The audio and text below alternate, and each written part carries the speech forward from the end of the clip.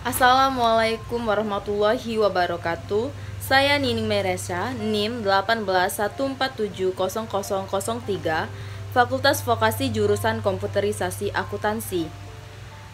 Baiklah, di sini saya akan mempresentasikan artikel jurnal saya yang berjudul Perancangan Sistem Informasi, Laporan Pemakaian Alat Berat Rental Berbasis Web di Kantor Cabang PT Pelita Wira Sejahtera.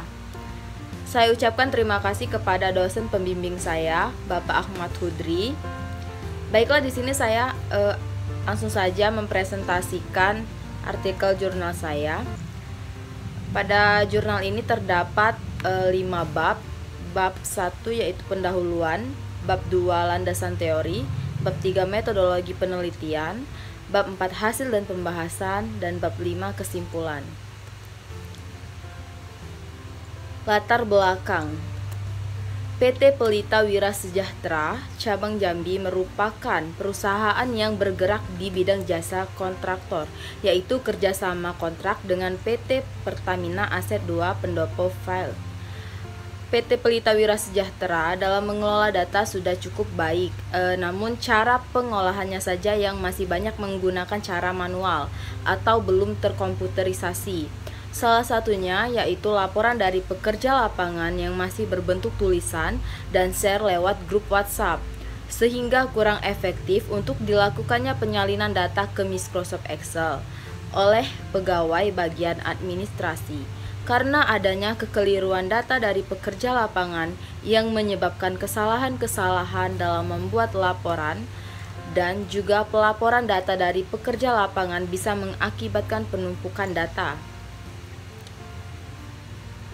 Lanjut, landasan teori.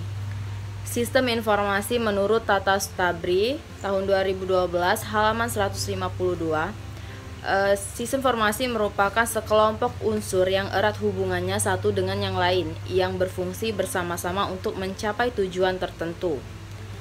Laporan menurut Murad Dina Fitriah 2013 halaman 49. Laporan adalah kumpulan data yang di dalamnya dibentuk berdasarkan KPI, Key Performance Indicator, yang relevan, akurat, dan transparan untuk digunakan oleh pihak manajemen atau eksekutif dalam pengambilan keputusan di setiap bulannya. Alat berat menurut Ahmad Holi 2012. Alat berat merupakan faktor penting di dalam proyek-proyek konstruksi dengan skala besar. Lanjut, metodologi penelitian. Nah, pada penelitian ini, teknik pengumpulan datanya menggunakan observasi, wawancara, dokumentasi, dan triangulasi. Nah, untuk metode pengembangan perangkat lunaknya menggunakan metode pengembangan SDLC atau System Development Life Cycle dengan model waterfall atau yang biasanya disebut dengan model air terjun. Model air terjun yang dimaksud yaitu ada 5 tahapan. Yang pertama, analisis kebutuhan perangkat lunak.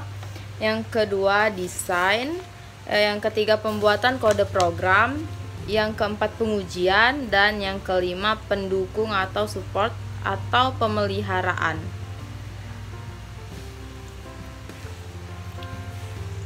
Adapun aliran sistem informasi yang sedang berjalan pada perusahaan tersebut, di mana bisa dilihat pada bagian pekerja lapangan itu data pekerja lapangan dikirimkan ke bagian administrasi. Kemudian bagian administrasi merekap data pekerja di lapangan.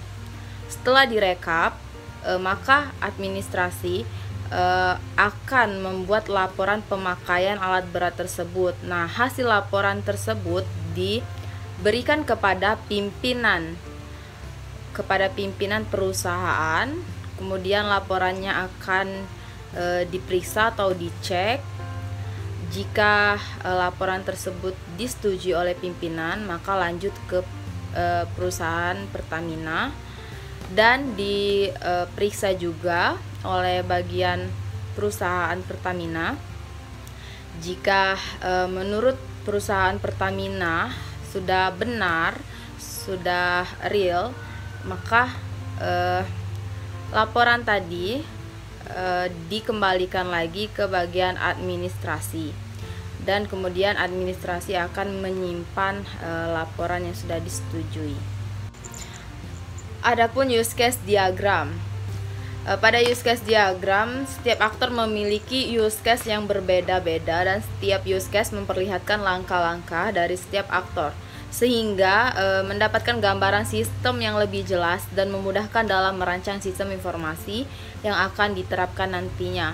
Pada gambar tersebut dapat dilihat di mana admin dapat mengelola semua aktivitas, mulai dari input data unit, input data operator, input data kegiatan, melihat data unit, melihat data operator, melihat data kegiatan, kemudian memeriksa atau mengecek laporan, mencetak laporan, mengubah profil, mengubah password, dan sampai dengan melakukan logout.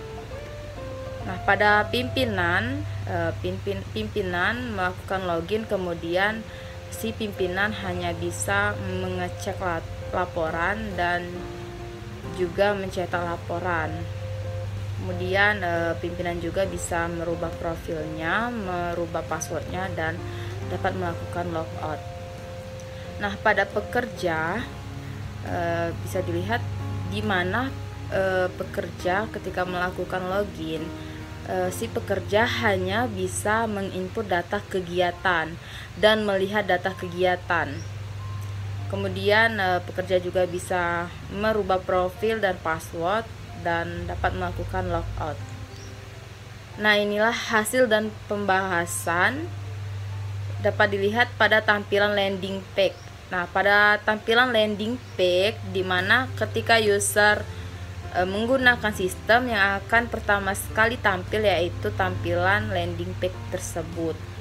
Nah, user dapat melakukan login. Nah, ini adalah tampilan loginnya. Lanjut, terdapat juga tampilan menu utama admin, kemudian tampilan unit, tampilan operator, dan tampilan kegiatan. Nah, tampilan unit, tampilan operator, dan tampilan kegiatan ini adalah untuk menginput.